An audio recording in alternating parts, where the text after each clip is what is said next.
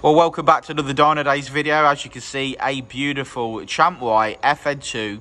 Some mods on it we'll talk about in the video. But yeah, we're going to get this mapped up today using the Ecutek software. So let's get it on the dyno and make some noises.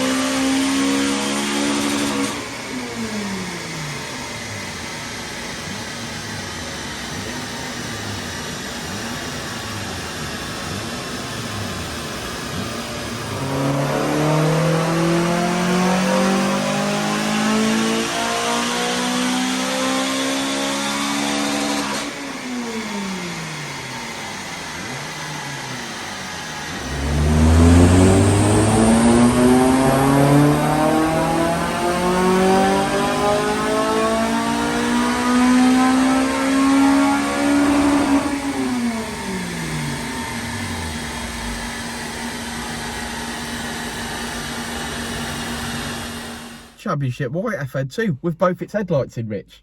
Yeah. I can't wait to get my FN2 back. I'm excited to when we drive get 5 minutes. Part of the reason why I want to get the FN2 back is because I cannot afford to keep running my Evo. It's a hungry beastie and I just can't feed it. Well, there's two options. I'm going to have to chain it up. It's either you run a more economical car or you do less miles. It's whichever way, isn't it?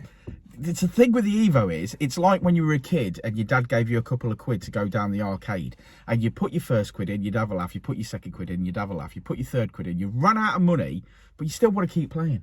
Yeah, yeah. And then you're like, I need more. And it's just like you pay to play. Oh, you're doing that, yeah. It's like the Evo is like a subscription. It's like the Supra. You put a tank of fuel in it and you get to play for an hour. Yeah. And then you're like, right, I'm going to put that back An hour? And I'm going to put that back on the drive then. An hour? Well, if you're going quick enough, yeah. A fucking hour.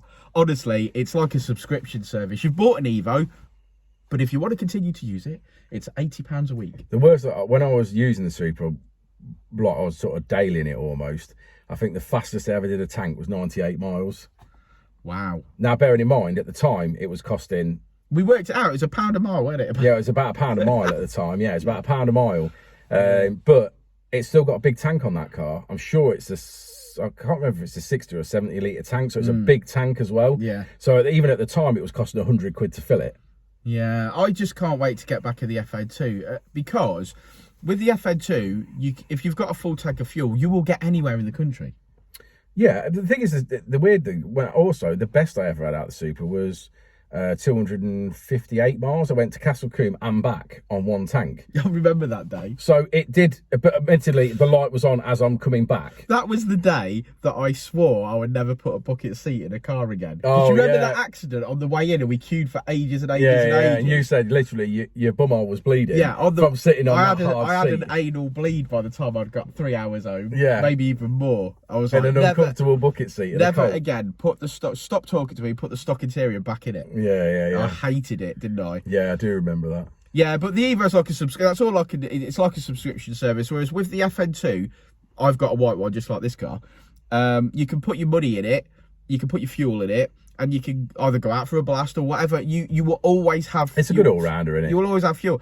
On the motorways, you know, like if you went over to Cafe Machine or something from here and you just took your time, it doesn't use fuel like anything else. It's very good on fuel. The thing is, what you're looking at there is that you're back to something boosted again. So naturally, feels good when it's on boost, so you want it on boost, so then you're constantly on and off boost, which is just absolutely rinsing fuel. And even on the motorway, to be fair, when you're at certain RPMs, that turbo will still be spooling and it will be putting fuel in to compensate for it. Whereas an NA car, especially with the FN2, because obviously Richard's mapped it so that you're not on VTEC all the time. So you could, it's like you say, you can have up to 6,000. Once we've mapped these, if you do motorway miles and things like that, once we've mapped them, they're actually more economical than they were before. Yeah, they are, generally. Which is a great selling point for the mapping anyway. I mean, we don't say that the economy's better because, let's be honest, as soon as you get your car mapped, you put your foot down. Because you do, because you're going to be playing with it. But if you were to be dailying your FN2 and just using it as a general car, and then we had it mapped and you were using motorway miles, you'd actually save money. Yeah, I think so. Well, back to this car. Minimal mods on this car. We've got back to script. Yeah, back to script. It's got an in-gen induction kit. It's got some form of sports cap fitted, I believe, to the standard manifold. It's got a standard centre section, and it's got an M2 back box. Is what we've got on this car, I believe. I think it might have an M2 midsection. Okay. Maybe an M2 midsection. To be fair, I didn't get under the car and look. He just said it got M2 back box, so I assume it may just be the back box. I think it's got M2. I might be wrong. Yeah. But we dialed everything in. We made some good power in the mid-range. The engine's not a particularly good kit, is it? Nah, not with it being 90 degrees off the 90 degrees, and you can see it's sort of all like misshapen as it comes off. It's 90 degrees off the throttle body, and obviously as the air's being sucked in, it's got to hit that bend before it goes into the throttle body. It disrupts it a little bit. But I think we did okay. We still finished on 214 today, which I think is really good. Give or take. We made about 16 wheel horsepower across the board, didn't we? So I think I'm happy with. Well, I am happy with that for the mods that it's got. It sounds great, and as I was explaining to the customer, now he's got switchable maps. He's got anti-theft. He's got auto blip. Down, he's got flat foot shift, he's got adjustable launch control. It just makes you feel more connected to the car when you're driving it. As a driving experience, it's much better. And although we've not made a load of peak power, again, when I had my FN2 mapped, I felt it was missing a little bit in the mid-range where I wanted to punch overtake something. And now you can see you'll be able to see by the graph in a second that it's got that bit of power there that it didn't have before, which is fantastic. Right, should we have a look at that graph? Let's do it. There we go, and this is the mid-range here that I'm talking about, where we've gained some power. That's really going to count when he's driving it. We finish on 214 brake, which is 180 at the wheels. Not bad at all. A beautiful white, championship white FN2. Makes me miss mine, because obviously it's got both its headlights in. But yeah, code word for this one, championship white. What a colour, what a car. We'll see you all on the next one, won't we, Rich? Will indeed. We will indeed.